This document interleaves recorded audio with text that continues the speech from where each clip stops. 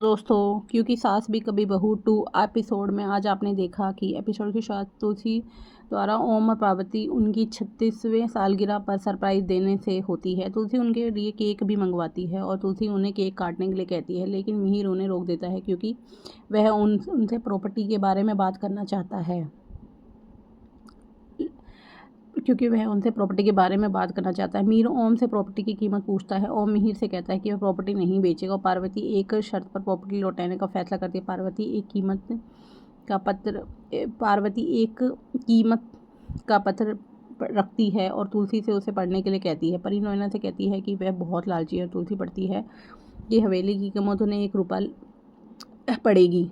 परी बहुत खुश होती है, उन्हें धन्यवाद देती है। पार्वती परी से कहती है कि वे प्रॉपर्टी 1 रुपये में लौटा देंगे, लेकिन एक शर्त पर। पार्वती सभी से पूछती है कि पा ने ये हवेली पार्थ को क्यों दी।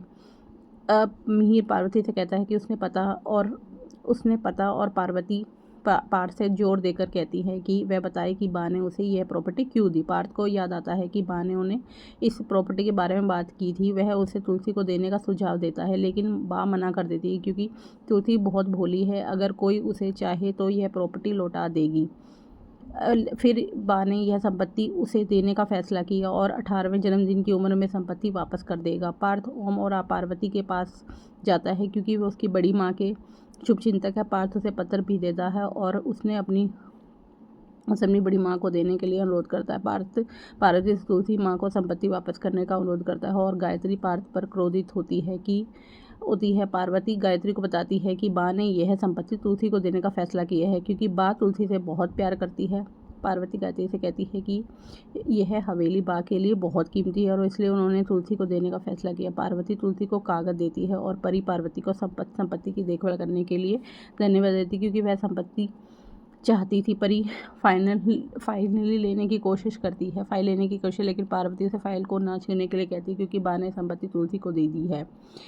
पार्वती तुलसी को याद दिलाती है कि वह उन्हें 1 रुपया दे क्योंकि वह 1 रुपया बा का आशीर्वाद है। तुलसी बा का आखिरी पत्र पढ़ती है। तुलसी रोने लगती है क्योंकि अपनी बा को बहुत याद करती है। पार्वती तुलसी के लिए पत्र पढ़ती है। बा लिखती है कि सब कुछ बदल सकता है लेकिन उनकी तुलसी नहीं बदलेगी। वह अपने लिए बहुत कुछ करेगी लेकिन वह खुद को नहीं बदलेगी। बा तुलसी से कहती है कि यह वाले उनके लिए बहुत प्रभावशाली है क्योंकि उनकी मीठी यादें इससे जुड़ी हुई हैं। बा तुलसी से कहती है कि वह उसे इसी घर में मिलेगी और उन्हें बताती है कि बहुत से लोग अपने फ़ायदे के लिए इस संपत्ति को हथियाने की कोशिश करेंगे, इसलिए वह यह अधिकार दे रही है कि वह संपत्ति को बेच या किसी को ट्रांसफ़र नहीं कर पाएंगे। वह यह भी लिखती है कि बच्चे पैसों के लिए अपना पुश्तैनी घर बेच देते हैं और तभी देते हैं। बा तुलसी से घर की देखभाल करने का वादा कर लेती है और तुलसी पत्र में बा का चेहरा देखती है। परी या गायत्री को और नोएना बा को के फैसले से खुश नहीं है और तुलसी वादा निभाएगी। तुलसी पार्वती से कहती है कि 1 रुपये में संपत्ति नहीं लेगी और पार्वती उससे कहती है कि सास ने उसके लिए घर रखा है क्योंकि बा उससे प्यार करती है। तुलसी पार्वती से कहती है कि बा उससे प्यार नहीं करती और तुलसी पार्वती से कहती है कि वह बहुत अच्छी है क्योंकि उसने अपने बा के विश्वास का ख्याल रखा है। पार्वती को धन्यवाद देती है। ओम ने तुलसी से कहा कि संपत्ति उसकी है। तुलसी ने पार्वती को से एक चीज़ लेने का अनुरोध किया कि इसे लेने के लिए निकाह नहीं करेगी। तुलसी ने पार्वती को रामचरितमानस दिया जो उनके घर के लिए बहुत कीमती चीज़ है।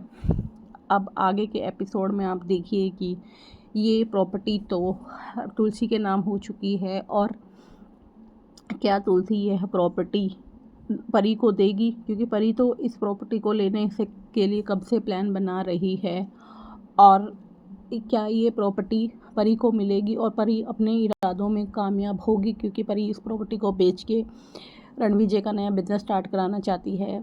अब आगे के एपिसोड में देखिए कि क्या क्या होता है। अब आगे का एपिसोड जानने के लिए हमारे चैनल को लाइक और सब्सक्राइब कीजिए।